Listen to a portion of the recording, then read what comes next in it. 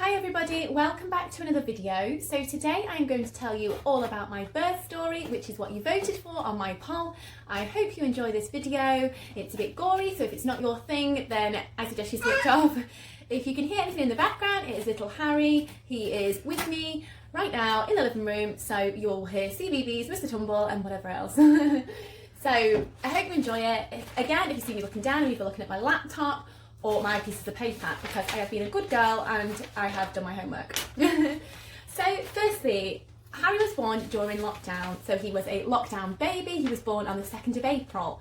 I was induced, so I was induced 2 days before my due date using the balloon method. So the balloon method is when it's inserted inside you, and the idea is that this balloon will expand and come out, and that will tell you that you are ready to go into labour. The balloon method, my experience is that it is very painful. It is almost impossible to sit down. On the ward that I was in, there was 2 girls that had been induced by the pessary, and there was 2 that had been induced by the balloon. The balloon seemed to be the most uncomfortable, but again, everyone's experience is very different, and you know, I got the best thing from this induction, so I wouldn't change it. Sitting down is very uncomfortable. As you can imagine, you have something right up there. So lying down is the better option. Hot showers, things like that. You can get, you know, yourself wet when you're wearing the balloon. Throughout my induction, I didn't use any pain relief. Some people might think I'm mad, but I don't like taking pain medication unless absolutely necessary. Absolutely necessary. That was a bit of a mouthful. Yeah, so that was my thoughts behind that were obviously it's got to get worse. Hello, Harry. Things are going to get worse, so I'd rather save the hard stuff until I needed it absolutely. So no birthing partner was allowed, as obviously we were in a pandemic, still are in a pandemic, and he's almost won. So until I was 4 centimetres dilated, I wasn't allowed my birth partner with me until that point.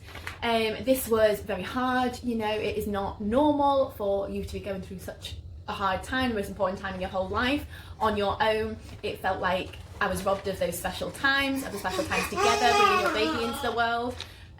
So it can actually cause long-term effects. I found that you can't speak about your bonding time together as a family, as a new family, as a new family to be, because you didn't do it together. But you know, times be, and that's kind of that. As my labour was progressing pretty well. The midwife had no concern. She was saying things like, oh, he'll be arriving soon, this morning I would imagine, because it was 3 a.m, 4 a.m. in the morning at this point. So I'm thinking everything's going straight, which I was quite surprised. I have something called endometriosis, so I was expecting a bit of a bumpy ride, but yeah. So things were going well. My cervix was dilating as well as could be. I wasn't aware of any problems so far. So in a nutshell, my midwife was confident that things were going the right way and that the baby would be arriving within, you know, the next few hours. So as time was going on, it was beginning to become quite clear that things were not going as planned. I was not dilating beyond 9 centimetres despite several interventions. So I had my waters broken. My birth was kind of as unnatural as possible, which was not what I wanted. So I got my waters broken, my bladder emptied manually. I had to be induced. So everything did kind of not go to plan, but these things never do. So yeah, bladder drained. I had sterile injections into my back. Still at this point, I had no pain relief.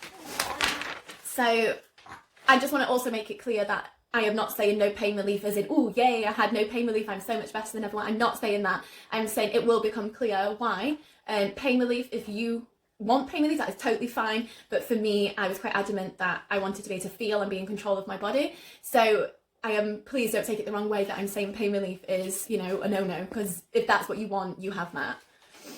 After more time had passed, this was the bit when I knew things were quite bad. The emergency buzzer got pressed, and we remembered in our antenatal class them telling us about this buzzer. And I kind of, I took it in, but I didn't really take it in. And you're thinking, oh, these things, oh, that's worst case scenario. These things never happen, but they do. And in my case, it happened. There was in total around 14, 15 different doctors at this point. Harry's heart rate had dramatically dropped. So at this point, they needed to get him out. I was told he would need to be delivered ASAP. We had no time at this point to have a C-section. We had no time for theatre. When my birthing partner, which is Harry's dad, actually asked the question, I think he wished he didn't ask this question at this point. He asked kind of, why can't we go and have, go to theatre right now? Why are you all in here? And they categorically told him that we would die if they did that. So at this point, you're kind of stunned, and the poor doctor actually got, a bit of a telling off for using those words, not from me and not from Harry's dad. But to be honest, I actually appreciate that they were honest with us. The words were, a bit brutal, but honesty actually at this time was the best policy, I find. And she actually did later on apologise, but for me, it was kind of, I can't panic now, I have to do this. It was actually a realisation that this was very, very serious. So I had no other pain relief. At this point, I had 2 cocodamol. I chose not to use gas and air. It just wasn't for me. I didn't like the sensation. I didn't like the way it made me feel out of control. So 2 cocodamol at this point. Bless you. If my reason behind no pain relief and why I'm glad now is I had to push in I had to listen, I had to be in control of my body. I had at one point one last push to get Harry out.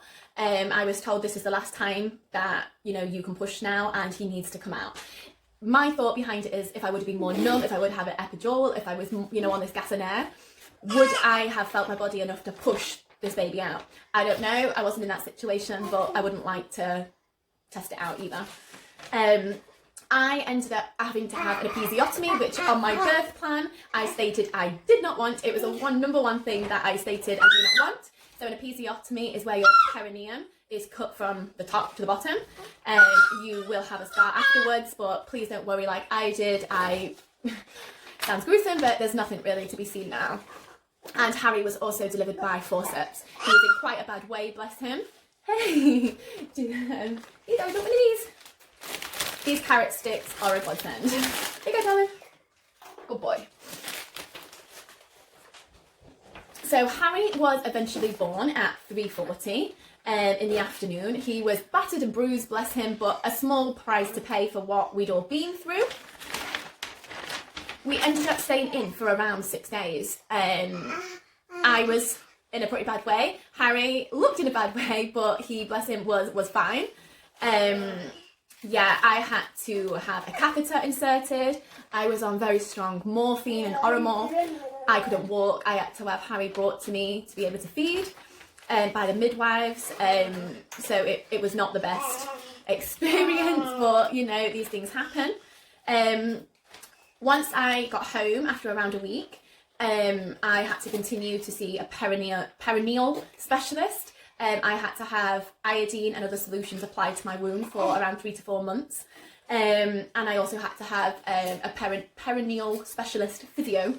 But in a nutshell, I am actually perfectly fine now. There's nothing to be seen. You wouldn't, I wouldn't feel like there was anything wrong with my body now. So it is absolutely amazing what the human body can do and what a woman can go through.